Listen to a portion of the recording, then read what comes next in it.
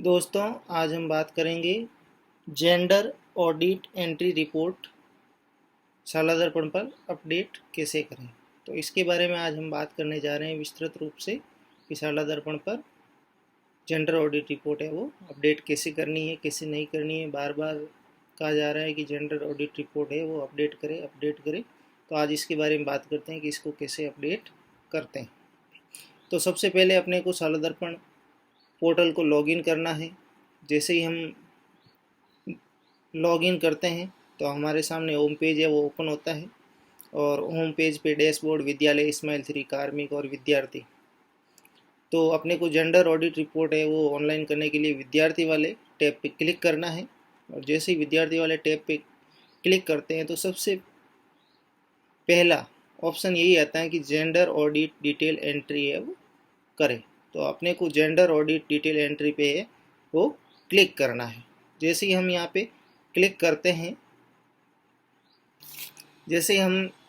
करते हैं तो हमारे स्कूल की बेसिक चीज़ें हैं। स्कूल का नाम है, पीओ स्कूल है, स्कूल की आईडी है, ठीक है, संस्था प्रधान है, संस्था प्रधान की मोबाइल नंबर है। ये आने के बाद में यहाँ पे पहला ऑप्शन आता है नामांकन। तो नामांकन के अंदर अगर आपकी स्कूल अगर प्राथमिक है तो अपने को बालक बालिका और कुल के युग में इसमें यह नामांकन है वो वर्गवार एंटर करना है। SC, ST, OBC, SBC, सामान्य और कुल, माइनॉरिटी और CWSN का। अगर आपकी स्कूल मिडल है, उच्च प्राथमिक है, तो यहाँ पे आपको नामांकन है वो फिल करना है। अगर माध्यमिक है तो यहाँ पे फिल करना है, और उच्च माध्यमिक है और समस्त कुल नामांकन। तो अगर आपकी स्कूल है, मान लीजिए कि राजकीय उच्च माध्यमिक विद्यालय है, तो आपको प्राथमिक के अंदर कितने हैं और 6 से 8 तक उच्च प्राथमिक में कितने बालक बालिका है, फिर 9-10 में कितने बालक बालिका है और 10-12 में कितने बालक बालिका है, तो उसके अनुसार वर्गवार है वो नामांकन फिल करना है और लास्ट में समस्त कुल नामांकन की यहाँ पे एंट्री करनी है। सेकंड ऑप्शन आएगा नामांकन अनुसार जेंडर गैप। तो जेंडर गैप अगर है SC, ST, OBC, SBC, सामान्य कुल, माइनॉरिटी, तो उसका जेंडर गैप है वो यहाँ पे एंटर करना है। और हाउस होल्ड सर्वे की जो रिपोर्ट है वो 2021 की यहाँ पे मांगी गई है। तो हाउस होल्ड सर्वे के अंदर 6 से 14 आयु वर्ग के बालक बालिका और 15 से 18 वर्ष के आयु वर्ग के बालक बालिका की यहाँ पे एंट्री है वो करनी है, जो हमने हाउस होल्ड सर्वे किया है। तो उसके अंदर कुल कितने बालक हैं, कितनी बालिकाएं हैं, उसके अकॉर्डिंग अपने को यहाँ पे एंट्री करनी है। देन आउट ऑफ स्कूल बालिकाओं के नामांकन की स्थिति की संख्या भरें। नेक्स्ट ऑप्शन है आउट ऑफ स्कूल बालिकाओं के नामांकन की स्थिति की संख्या भरें। अब यहाँ पे बालिकाओं की संख्या मांगी गई है। तो विद्यालय में सीधा प्रवेश 6 से 14 वर्ष आयु वर्ग की बालिकाएं जो कहीं भी नहीं पढ़ रही थी, ड्रॉप आउट थी या अनामांकित थी, उसको सीधा प्रवेश दिया है, तो उसकी संख्या यहाँ पे अपने को एंटर करनी है। और स्पेशल ट्रेनिंग हेतु पंजीकृत बालिकाएं की संख्या यहाँ पे भरनी है। ओपन स्कूल से पंजीकृत बालिकाओं की संख्या और 15 से 18 आयु वर्ग की बालिकाओं की संख्या। ये जो हमने हाउस होल्ड सर्वे किया है उसके अकॉर्डिंग अगर विद्यालय के अंदर प्रवेश लेते हैं तो उसके अकॉर्डिंग अपने को यहाँ पे संख्या है वो फिल करनी है। देन नेक्स्ट ऑप्शन है विद्यालय प्रदर्शन, छात्र शिक्षक अनुपात। तो विद्यालय में छात्र शिक्षक अनुपात के अकॉर्डिंग अगर कुल नामांकन है वो आ जाएगा, तो जैसे मान लीजिए कि प्राथमिक में, उच्च प्राथमिक में, माध्यमिक में, उच्च माध्यमिक में टोटल नामांकन आ जाएगा। और फिर उस विद्यालय के अंदर प्राथमिक शिक्षक कितने कार्यरत है, उच्च प्राथमिक मिडिल स्कूल के शिक्षक कितने कार्यरत है, माध्यमिक के, उच्च माध्यमिक के, और टोटल। फिर ये जैसे ही अपन फिल करते हैं तो यहाँ पे छात्र शिक्षक अनुपात है वो शो हो जाएगा। नेक्स्ट ऑप्शन है भौतिक संसाधन और सुविधा, जिसके अंदर अपने को येस या नो के अंदर आंसर देना है। क्या लड़कियों के लिए अलग से स्वच्छ शौचालय उपलब्ध है? अगर हमारे स्कूल के अंदर अलग से उपलब्ध है तो अपने को यहाँ पे येस पे टिक करना है, और उपलब्ध नहीं है तो अपने को नो वाले सर्किल में टिक करना है। क्या लड़कों के लिए अलग से स्वच्छ शौचालय उपलब्ध है?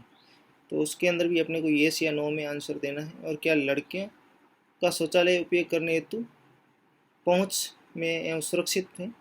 तो अगर ये ऑप्शन सही है तो अपने को पढ़ के यस या नो में आंसर करना है। नेक्स्ट है स्कूल मैनेजमेंट, विद्यालय प्रबंधन।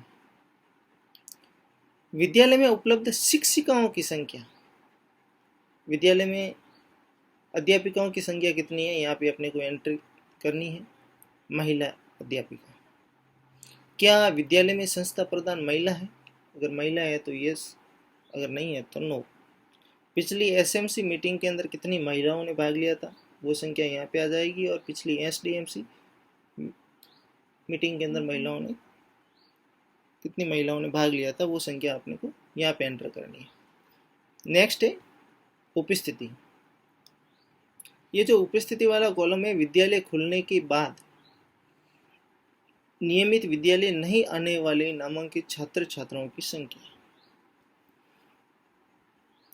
आपका स्कूल है वो 24 जून को ओपन हो चुके हैं। ओपन होने के बाद में जो स्टूडेंट है विद्यालय में उनका नाम चल रहा है या पिछले सेशन में आ रहे थे और अब है वो विद्यालय के अंदर नहीं आ रहे, अनुपस्थित चल रहे हैं, तो इतने वो छात्र और छात्राएं कितने हैं प्राथमिक स्तर में, उच्च प्राथमिक स्तर पे, माध्यमिक, उच्च माध्यमिक स्तर पे, उसका है वो अपने को यहाँ पे एंट्री करनी है। कुल नामांकन अनुसार नियमित छात्र छात्राओं की औसत मासिक उपस्थिति।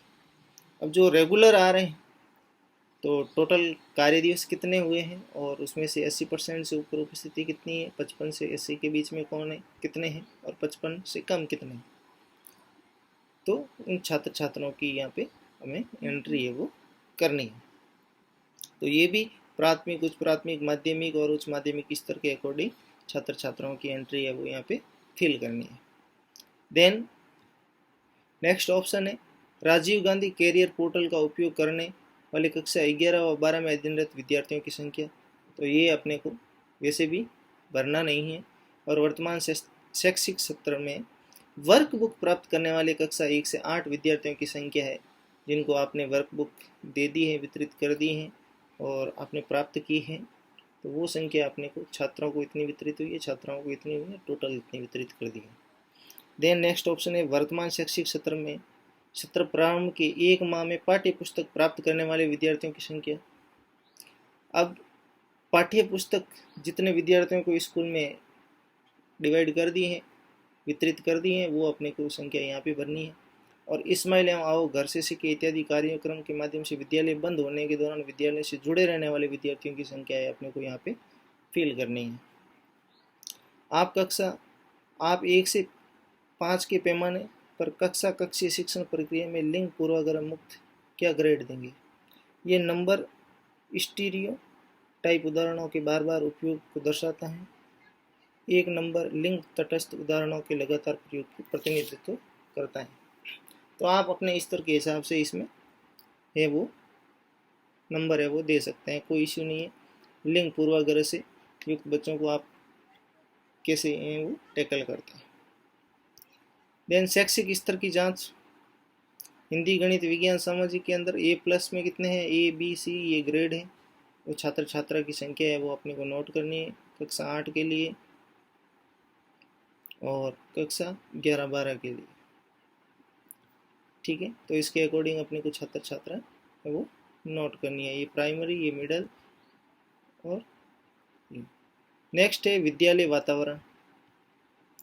अब ये विद्यालय बालिकाओं की सुविधा के अनुसार विद्यालय में गरिमा पेटी लगाई गई है। तो विद्यालय के अंदर आपको अगर गरिमा पेटी है तो उसके अंदर यस टिक करना है और यस टिक करने के बाद में आप इसमें से कितनी शिकायतें मिली हैं, कितनी कार्रवाई हुई है, कितने सुझाव दिए गए, ठीक है, तो वो संख्या भी अपने को यहाँ पे लिखनी है, भरनी है। क्या बालक शोषण के समाधान हेतु बच्चों के लिए सुलभ संपर्क व्यवस्था उपलब्ध है, हाँ या नहीं लिखें। हाँ के लिए कम से कम 2 संपर्क प्रदर्शित करें, चाइल्ड हेल्पलाइन नंबर, महिला अधिकारी नंबर। ये अगर आपने विद्यालय के अंदर बोर्ड लगा रखा है उस पर नंबर प्रदर्शित कर रखे हैं तो अपने को यहाँ पे यस टिक करना है।